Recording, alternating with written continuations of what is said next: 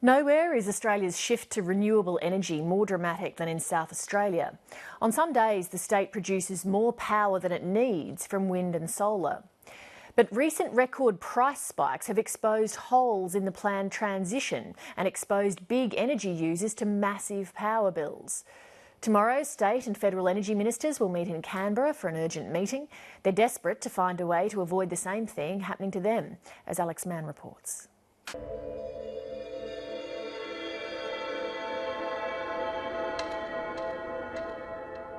3 hours north of Adelaide in Port Augusta, an energy revolution is taking place.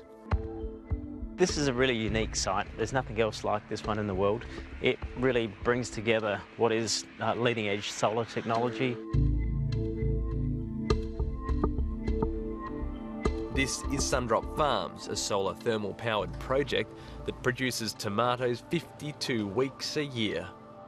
It represents about 10 to 15% of Australia's tomato production here on this site, and Port Augusta blesses us with the natural light that we require to do those things.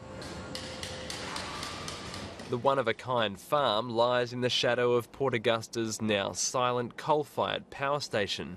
It's just one of 3 new renewable energy projects on the town's horizon. Sundrop Farms really is representative of what is the greater intent of the Port Augusta community and also the greater region within South Australia as well. South Australia is moving to renewables faster than almost anywhere else in the world. On average, more than 40% of the state's electricity is sourced from wind and rooftop solar. At times, the combination of wind and solar has been more than South Australia is required in total. It's an experiment in rapid energy market transition, and it's caught regulators by surprise. Well, I'm sure South Australia wouldn't like to be described as a laboratory rat, but there's been quite a change in South Australia. That cheap supply of renewable energy helped make the state's last coal power station uneconomic, and it closed in May this year. It left just a handful of gas generators and a single connection to Victoria's power supplies. Many people would say, well, that's exactly what we wanted from the transition to low emissions, but if you do it too quickly and don't manage the transition, then you could have problems. Last month, those fears were realised. Brutal storms forced wind turbines to stop and the interconnector to Victoria was closed for upgrades. The state was left seriously short of power and had to reopen a gas-fired plant. It left 80% of supply in the hands of just 2 gas companies, and power prices climbed to astronomical highs.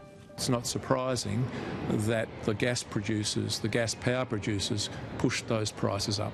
Energy expert Andrew Stock says that gas producers made $178 million from the price spike. So what we saw during that high price period in July was very unusual bidding for dispatch by those power generators.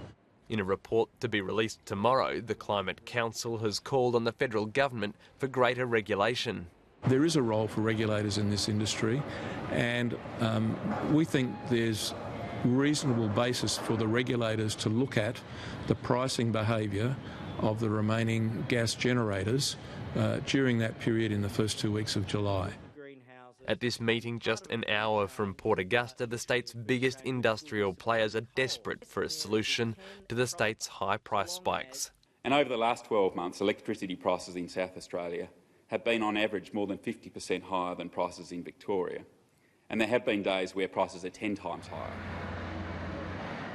BHP owns the country's largest uranium mine and is one of the state's highest consumers of power.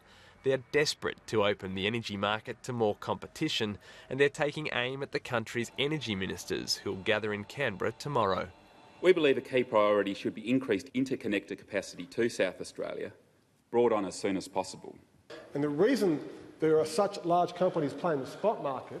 The South Australian government will tomorrow ask the Commonwealth to heed BHP's call and intervene in what it says is a broken market. Victoria is interconnected to 3 other states, plus their own in situ generation. South Australia only has 1 interconnection. New South Wales has 2.